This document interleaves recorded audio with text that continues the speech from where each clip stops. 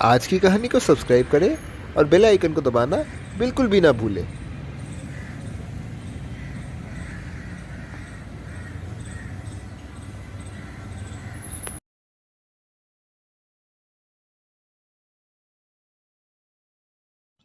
एक आदमी के 3 लड़के रहते थे। उनमें से सिम्पलटन सबसे छोटा था। उसको अन्य की तुलना में बहुत कम ध्यान मिलता था। वह अन्य की तुलना में अकेला रहता था। एक दिन बड़ा भाई वन में पेड़ काटने को जाता है। वह वहां पर लकड़ियां इकट्ठा करता है। वह वन को जाता है। उसकी माँ उसके लिए केक, बिस्कुट तथा अन्य सामग्री देकर भेजती है।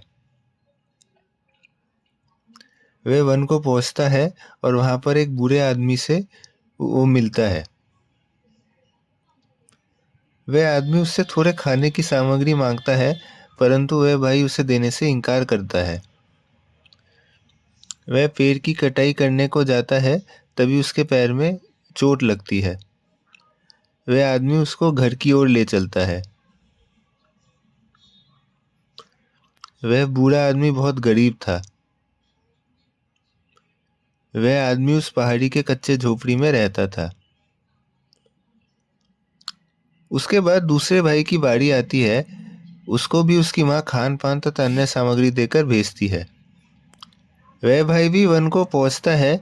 वहां पर भी उसके उस बूढ़े आदमी से भेंट होती है। वह आदमी उसे थोड़े खाने की सामग्री मांगता है और वह भाई उसे भी इनकार कर देता है। इसी के साथ पेड़ कटाई के दौरान उसे भी पैर में चोट लगती है और उसे भी घर भेजा जाता है। सिम्पलटन यह देखकर अपने पिताजी से वन को जाने की मांग करता है।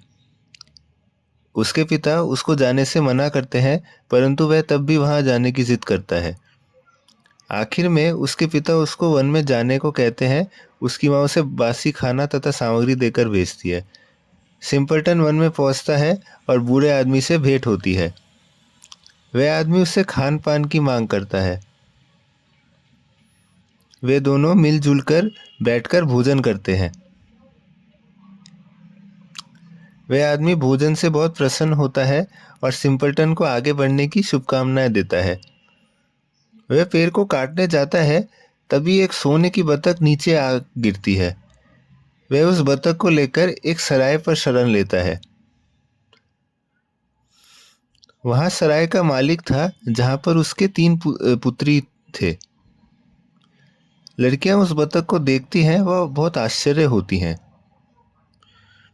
उनमें से एक बड़ी लड़की थी जो उन सोने के पंखों को अपने पास थोड़ा रखना चाहती थी। इसी के साथ अन्य 2 लड़कियां भी सोने के पंख उतारने का सोचते हैं। सिम्पलटन उस रात्रि को सराय में गुजारते हैं।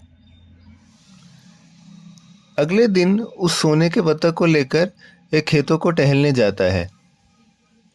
उसको देखते हुए वे 3 पुत्री उसका अनुसरण करते हैं। सिम्पलटन क्रोधित होता है और उनको अनुसरण करने का कारण पूछता है।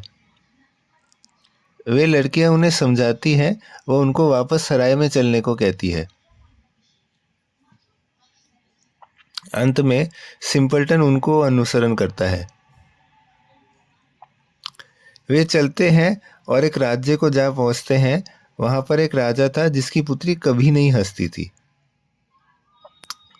सिम्पलटन उस बतख को लेकर उनकी पुत्री के पास जाती है। उनकी पुत्री यह देखकर जोर से हंसने लगती है। उनकी पुत्री बहुत प्रसन्न हो जाती है। वे राजा के पास जाता है और उनकी पुत्री को अपनी स्त्री बनने की बात रखता है। मगर राजा सिम्पलटन की बात को नहीं मानते हैं और उससे एक मांग रखता है।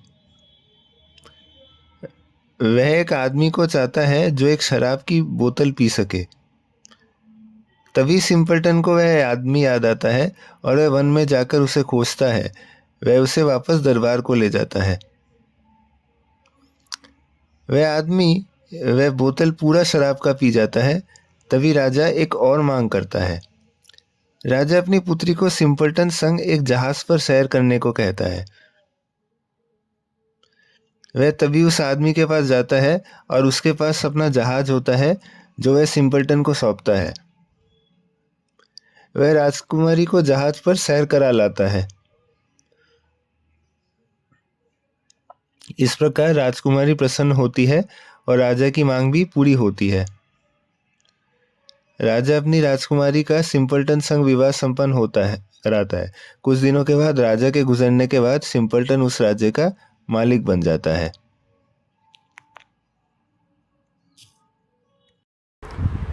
अगर आपको आज की कहानी पसंद आई हो तो कहानी को लाइक करें, इसको शेयर करें और चैनल को सब्सक्राइब करें।